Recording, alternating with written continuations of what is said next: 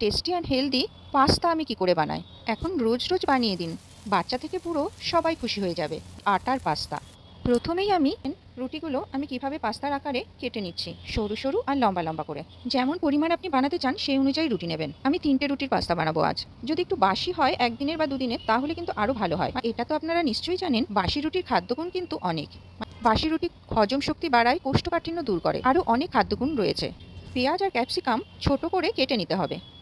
অন্যদিকে গ্যাসে একটা পাত্র বসিয়ে জল ফোটাতে দিয়ে দিয়েছি। এবার ওই ফুটন্ত জলের মধ্যে কেটে রাখা ওই রুটির টুকরোগুলো ছেড়ে দেব। আর সঙ্গে সঙ্গে একটুও সময় নষ্ট না করে তুলেও নিতে হবে। অবশ্যই এখানে মনে রাখতে হবে, জল ফুটলেই কিন্তু রুটির টুকরোগুলো দেব।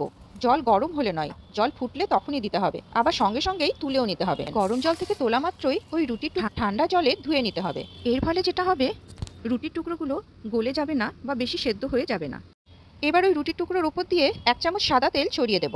তারপর আলতো হাতে রুটির টুকরোগুলোর গায়ে তেল মাখিয়ে নিতে হবে। প্রথমেই এবার একটা ডিম ভেজে নিয়ে ঝুড়োর আকারে করে নিলাম। প্রথমে ওই পেঁয়াজের টুকরোগুলো ছেড়ে দিলাম। পেঁয়াজের টুকরোগুলো ভাজা হতে হতেই ক্যাপসিকামের টুকরোগুলো দিয়ে দিতে হবে। পেঁয়াজ ক্যাপসিকাম একটু ভাজা ভাজা হয়ে এলেই একটা ম্যাগি মশলার প্যাকেট কেটে নিয়ে পুরো মশলাটাই দিয়ে দেবো। এবারে রুটির টুকরোগুলো অল্প অল্প করে ফ্রাই প্যানের পেঁয়াজ ক্যাপসিকাম ভাজার মধ্যে দিয়ে দিই আর মেশাতে থাকো। এবার স্বাদ মতো নুন দিয়ে দিতে হবে। ম্যাগি মশলা দেওয়ার জন্য খুব বেশি নুন এখানে লাগবে না। আর সবশেষে ডিমের ঝুড়ো ছড়িয়ে দিয়ে পরিবেশন করে নিন।